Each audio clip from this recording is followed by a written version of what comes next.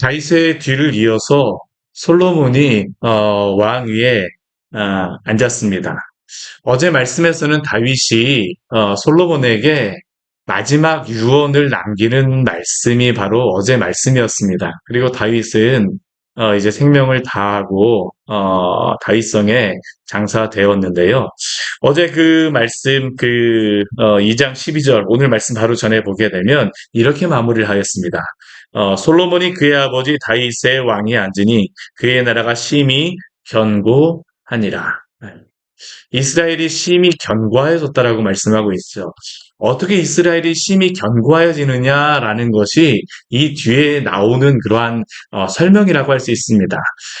나라를 위협하였던 여러 사람들을 이제 한 명 한 명 반역하였던 그런 사람들이 이제 처벌되어지는 것을 통해서 나라가 세워진다라는 것을 우리가 볼 수가 있죠.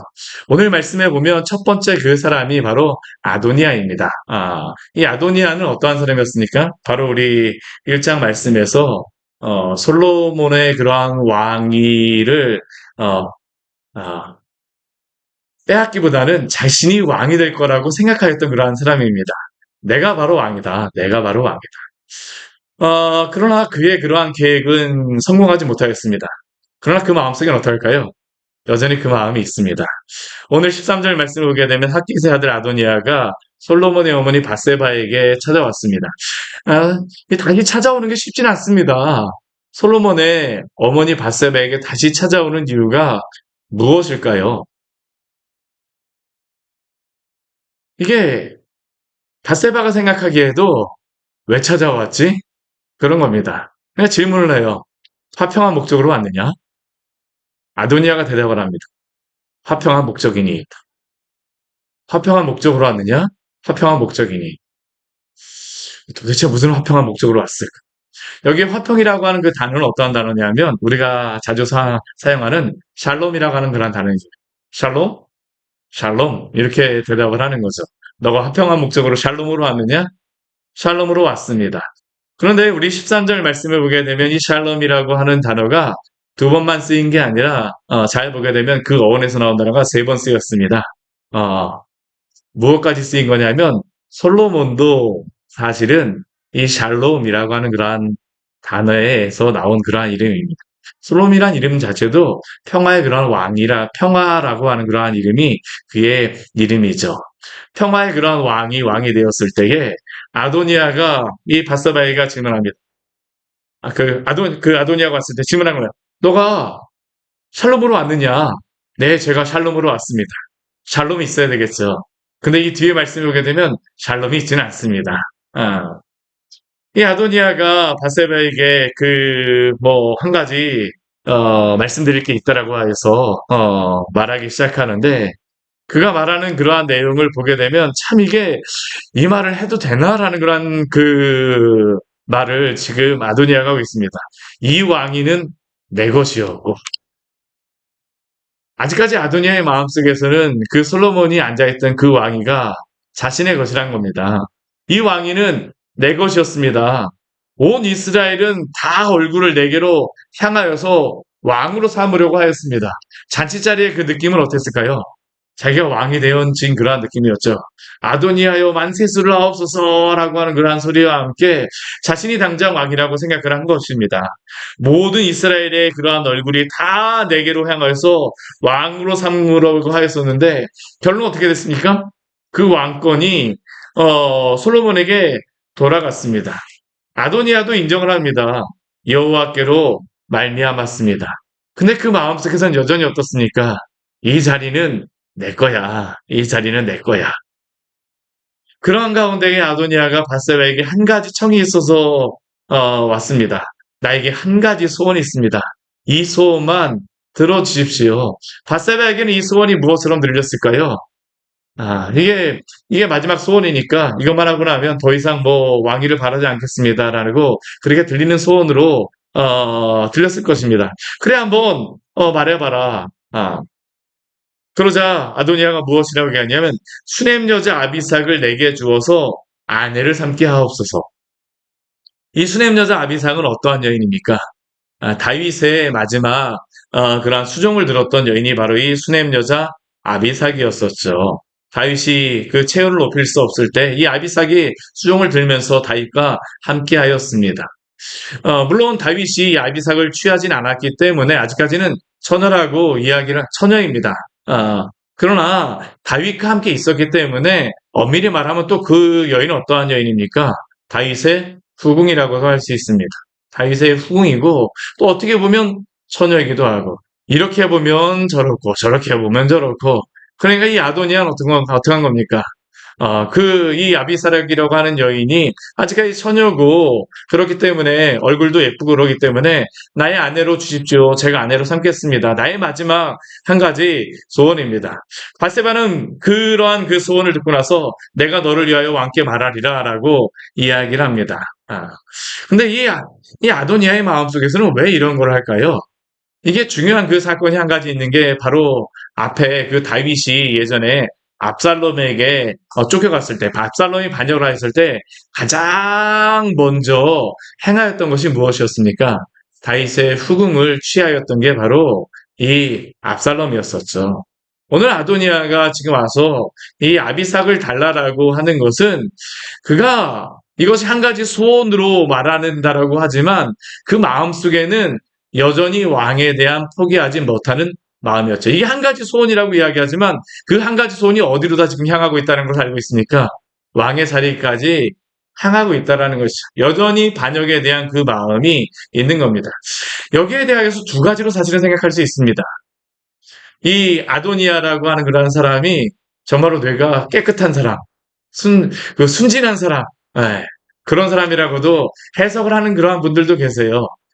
세상 물정 잘 모르는 그러한 사람이다. 또 한편에는 어떻습니까? 실제로 왕을 노리고 여전히 반역을 이루고자 하는 그러한 마음을 가진 것이죠. 두 가지의 마음이 저는 다 있다라고 생각을 합니다. 그 마음속에 그 욕심을 버리지 못하고 있고 또 한편에서는 이것을 통해서 내가 왕에 대한 그 욕심을 끝까지 취하리라. 예, 순진한 마음과 함께 이루지 못한 그러한 마음과 함께 거기에 대한 끝까지 그것을 버리지 못하는 그 마음. 참 이 인간의 마음이 무엇인지 우리도 그렇지 않습니까? 우리에게도 끊임없는 그러한 욕심들이 있습니다. 근데 이것을 들었을 때에 이것을 솔로몬이 들었을 때 어떻게 행동할까요? 이 뒤에 말씀의 19절 이후의 말씀을 보게 되면 바세바가 이 아도니아에게 이 이야기를 듣고 나서 솔로몬에게 가서 요청합니다. 솔로몬에게 찾아갔을 때에 솔로몬이 바세바에게 주는 자리가 있습니다. 어디에 앉힙니까? 어머니를 위하여 자리를 베푸니 오른쪽에 앉은지라. 이 오른쪽이라고 하는 그러한 자리는 굉장히 중요한 자리죠. 그렇죠. 예전에 예수님 옆에 제자들이 오른편과 왼편에 야고보와 요한이 앉겠다라고 서로 막 싸우는 일이 있었는데 바세바 같은 경우는 솔로몬이 알아서 오른편에 그러한 자리에 앉습니다. 굉장히 존중하는 것입니다. 어머니가 얼마나 귀중하겠습니까? 정말로 솔로몬의 그 역사를 보게 되면 이 바세바가 솔로몬을 얼마나 조심스럽게 키웠을까요? 그렇죠. 그 주변의 형들 사이에서 그 여러 가지 질투와 질시 사이에서 이 솔로몬을 키웠던 그러한 기억이 있기 때문에 솔로몬은 바세바를 향해서 사랑이 있죠. 존경이 있습니다. 그렇기 때문에 오른편에 앉습니다. 바세바가 말을 합니다. 내가 왕께 구하오니 내 청을 거절하지 마옵소서. 솔로몬은 어머니의 청이라고 하니까 어떡할까요? 어머니의 청을 거절하지 않겠습니다. 무조건 들어주겠다라고 이야기하는 겁니다. 근데 그 청이 무엇이었었냐 하면 수넴 여자 아비삭을 아도니아에게 주어 아내로 삼게 하소서라는 게 바로 이 바세바가 솔로몬에게 하는 그러한 청이었죠. 바세바 같은 경우는 이러한 이야기를 했을 때 무엇이라고 생각했을까요? 나의 청이니까 웬만하면 들어주었을 것이다라고 생각하였을 것입니다. 그런데 솔로몬의 답변이 굉장히 서슬퍼런 그러한 답변입니다. 우리 22절 말씀 같이 한번 읽어볼까요? 솔로몬 왕이 그의 어머니에게 대답하여 이르되 어찌하여 아도니아를 위하여 수넴 여자 아비삭을 구하시나이까? 그는 나의 형이오니 그를 위하여 왕권도 구하옵소서. 그뿐 아니라 제사장 아비아달과 스루야의 아들 요압을 위하여서도 구하옵소서 하고, 솔로몬이 이 말을 듣자마자 바로 들은 생각이 무엇입니까? 반역을 취하고 있구나라고 생각을 한 것이죠. 바세바에게 질문합니다. 어찌하여 아도니아를 위하여서 수냄 여자 아비삭만 구하십니까? 그가 나의 형이오니, 그가 사람들이 생각하기에는 장자이기 때문에 왕을 구하는 것이 당연하니까 그를 위하여서 왕권도 구하십시오. 그뿐만 아니라 제사장 아비아달과 수르야의 아들 요압을 위하여서도 구하십시오. 그리고 솔로몬은 이 이야기를 듣자마자 우리 23절, 24절 말씀에 오게 되면, 그의 생명을 잃지 아니하면 하나님은 내게 벌 위에 벌을 내리심이 마땅하더라고 맹세를 하면서 이야기를 하죠. 그리고 그가 지금 다윗의 왕위에 오르게 하신 하나님을 지금 대적하겠다라고 24절 말씀에서는 말하고 있습니다. 단순히 이것이 자신의 왕위만 구하는 것이 아니라는 겁니다. 지금 솔로몬이 생각하고 있는 것은 무엇일까요? 왕위를 구하는 것이 아니라 하나님이 세우신 나라를 반역하고자 하는 것이 바로 아도니아의 그러한 마음이라는 것을 솔로몬을 이야기하면서 그의 마음을 꿰뚫어보고 그를 도저히 용서할 수 없다라고 하고, 오늘 아도니아는 죽임을 당하리라 하고 나서 오늘 25절 말씀에 보면 어떻습니까?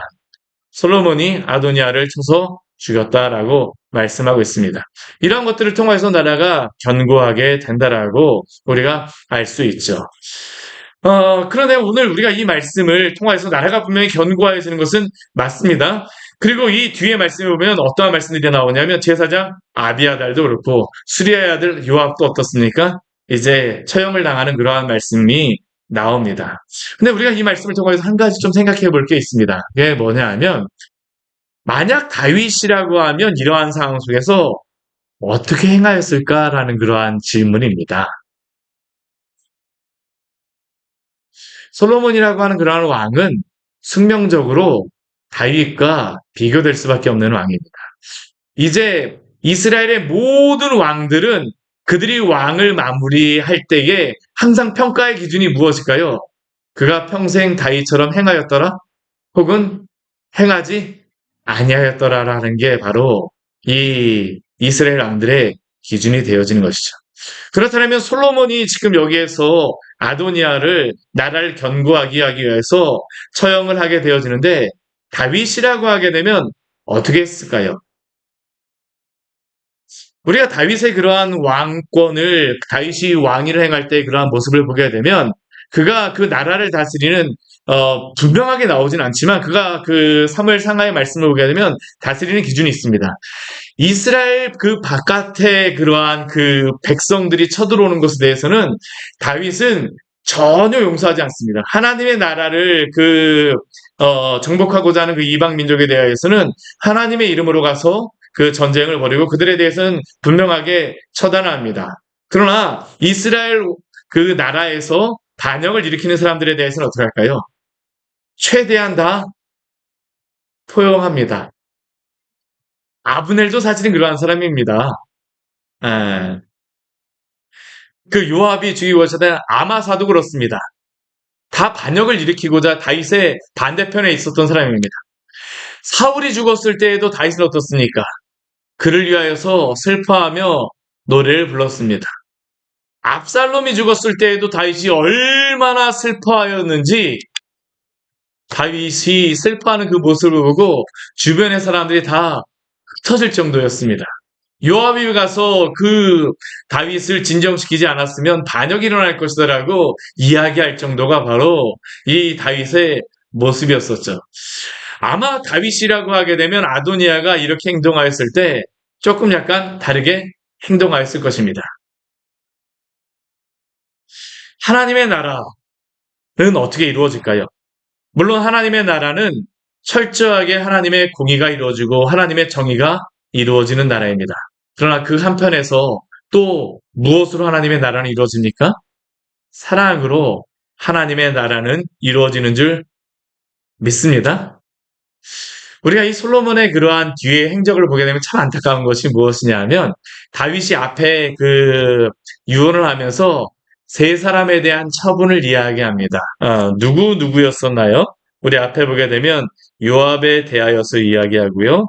바르실레의 아들들에 대하여서 이야기하고요. 시므에 대하여서 이야기합니다. 요압과 시므에 대해서는 다윗이 그들의 죄에 대해서 너가 지혜대로 행하라라고 이야기합니다. 근데 오늘 말씀해 보게 되면 가장 먼저 처분을 받는 사람이 누구냐면 다윗이 말하지 않은 아도니아가 가장 먼저 처분을 받습니다. 그리고 이 뒤에 말씀해 보게 되면 아비아달도 처분을 받습니다. 이 두 명에 대해서는 다윗이 솔로몬에게 부탁을 하지 않아요. 이 사람들은 솔로몬에게 솔로몬이 할 수 있지만 또 하지 않을 수도 있는 그러한 사람들이죠. 다윗의 유언에는 없는 사람들이었습니다. 근데 솔로몬이 이 뒤에 말씀해 보게 되면 행하지 않는 그러한 한 가지가 있습니다. 뭐냐 하면 바르실레의 아들들에 대하여서는 2장의 말씀에서 언급이 되어지질 않습니다. 우리가 이러한 것들을 볼 때 하나님의 그러한 나라를 세워간다고 했을 때 우리는 하나님의 나라를 세워갈 때에 우리의 마음속에서 공의와 정의를 행하는 것은 참 행하고자 하는 게 우리의 마음 아닙니까? 근데 하나님의 사랑은 우리의 삶에서, 우리의 가정에서 어떻게 이루어지고 있습니까? 이스라엘의 왕은 정의와 공의를 행하는 그러한 왕이기도 하지만 또한 이스라엘 백성을 향하여서 고아와 가부와 이방인이 어려움을 당할 때에 사랑으로 또한 사랑을 베풀어야 되는 그러한 왕임을 기억하시기를 바랍니다. 오늘 우리에게도 이 말씀을 주셨습니다. 하나님의 말씀에 따라서 진리 안에서 살아가십시오. 또한 진리와 함께 사랑으로 행하시기를 원합니다. 우리 장로교가 행해야 될 게 저는 이것이라고 생각을 합니다. 장로교 같은 경우에는 하나님의 말씀을 가지고 우리가 하나님의 말씀을 너무나도 귀중하게 여깁니다. 하나님의 말씀에 따라 살아가야 됩니다. 하나님의 말씀에 따라 살아가야 됩니다. 그러나 그 하나님의 말씀을 따라 살아갈 때에 그 바탕에 있는 그 말씀은 무엇일까요? 하나님을 사랑함으로 주의 말씀을 지키십시오. 하나님을 사랑함으로 또한 이웃을 사랑하시기를 축원합니다. 우리 광야의 샘교회도 이 사랑 가운데에 주의 교회가 이루어지기를 또한 기도하여 주기를 바랍니다. 우리의 삶 가운데에서도 주의 사랑과 주의 말씀이 우리를 강권하여 주시옵소서. 같이 기도하도록 하겠습니다. 하나님 아버지, 오늘 말씀을 통하여서 우리에게 귀한 은혜를